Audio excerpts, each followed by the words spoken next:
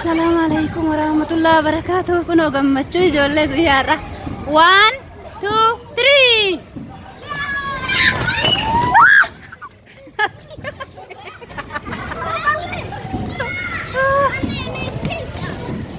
Mana fincaaniin beekta iddoo? Hiruun beekta? Yoo beektan beekta. Soorii daawwattoota fi hordoftoota kabajamtoota jaalatamtoota keenya. Haa? Daa'ima naannessaa jira. Kunoo Ahmad dhufee jira. Kana fakkaatu maashaallah. Baay'ee boota bareedaadha.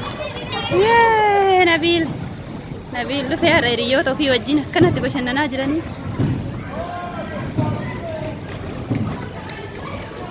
Amma Tasniim dhufaa jirti. Faaxumaan as jirti. Kana gubbaa koruufi. Faaxumaan kun ewwati. Faaxumaa eessa jirta? Yee!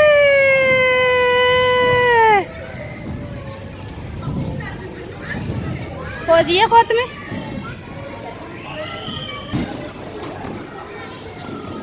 Iddoon oollee kana fakkaataa maashaallah. Iddoo baay'ee bareedaadha.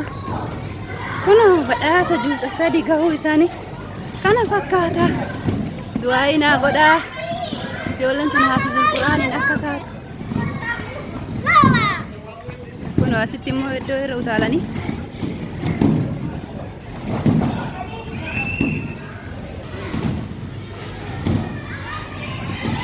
Faaxumalleen akkanatti utaalaa jirti. Iddoo maashaallaadha. Namatti tolaa. Kunoo ammallee kana kortee jirti. Mariyamaadha natti fakkaata. Maashaallah kana fakkaata hordoftoota kiyyaa. Laala. Kunoo akkanatti itti tole. Asiin qoranii amma gara naan deebi'u jedhanii. Kenellä? Okei, kohta mä kerron jo. Dhageettanii kaaslii lukarraa qabaachuu qabdan isinii jedhaa jirti sukkatti yalaanii. Deemiti kaaslii tee diradhu. Yaa Ahmad kun har'a guyyaan ka Ahmadi fakkaataa. Inni illee jidduu juusa jahaa kana gahee jira. Yeroo wajjin badhaasa argatee kuni baasii guddaadhaan bakka kana dhufanii kunoo badhaasa qur'aana isaaniiti inshaallah rabbiin haafizul qur'aaniin naa godhu hawwiitiyya. Hawwii kiyya guddaadha. Ahmad maashaallah. Nabiilo asiin kori asiin kori. Kunoo hiriyyaa Ahmadii kunillee saahiba isaa ka lubbuuti. Ijoollee biyya takkaati. Kunoo waliin. 1, 2, 3. Yee Nabiil Ahmad maashaallah kam waliin bareedda wayita waliin taphatta. Waaw bakka biraa amma koota bakka biraa. Gara biraa isin geessa dafa. Ammallee hordoftoota keenya kunoo ijoolleen as dhufanii jiranii kuni bakka irraa maal jedhamti kaa kubbaatti xiqqoolee tan kana darbanii eessatti guuramme? As keessatti guuranii booda maal godhan?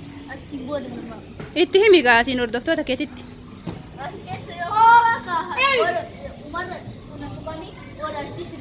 Kunoo akkuma dhageettan kubbaa asii lafa kanarraa guuruu qabanii. Agartanii asiin asitti guuraniit. Mee takka godhi ilaala godhi mee as keessatti nu agarsiista. Hello paayina paayi tukki tukki tukki. Nabiilo. Agartan kunoo kubbaa asiin fuudhee gubbaa kanaa yaasa. Laa Ahmad laa agartanii isinitti mul'ata. Achirra tolfacaasaa jira jechuudha. Maashinni kubbaa inni asiin itti naqu kana gubbaa saniin baasaa. Achiin gadi deebisaaf immoo kana keessanii. Kunillee maashina kanaan dalagaa jira. Kunoo achiis kaasanii.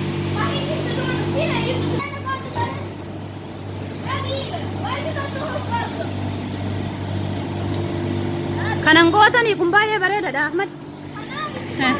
Dafa.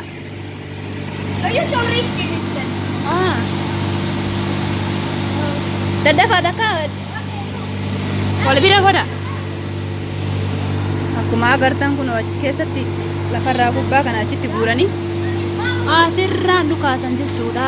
Oho kunoo achi gadi naqeefi jira maashinni lafatti gadi harcaase. kana fakkaata. Yee Nabiiloo! Amma shamarran lamaan dhufaa jiran. Maashaallah. Karaan xiyyaa dabaree. Gammaddanii mee har'a kootu as keessatti haasa'i mee akkam oolteera. Mariyaam salaam alaikum. Maaliif argattan kan? Maaliif as dhuftan har'a? Juusa kenne. As garagalii kaasatti haasa'i kan? Juusa sadi. Juusa sadii bittan? Eeyya. Maashaallah. Maal feeta? Allah.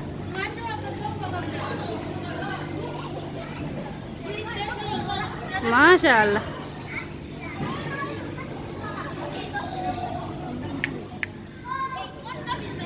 Daddafaa kaa?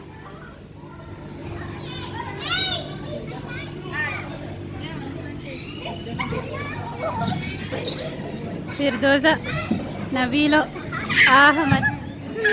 Maashaallah tabarakallah. Faatuma. Faatuma saayikilii. Faatumaan immoo as saayikilii oofaa jirti.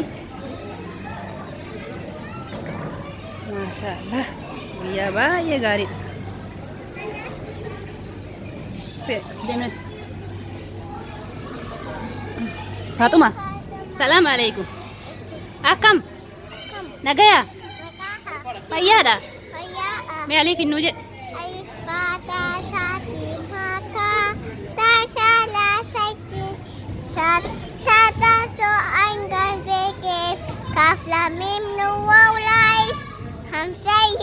Maashaallah. Naga kula uzun nu karata. Fatiha karata. Maal qara'uu barbaadde? Inna atayna. Chingeenne. Maqaan kee eenyunni? Umriin kee meeqa? Funyaan kee meeqa? Mee funyaan hin qabda? Maashaallah bareedaa qabda wallaahi. Haruuteeti. Allah eeyyee dhugaa jette. Nagayaatti kaa. Baay baay.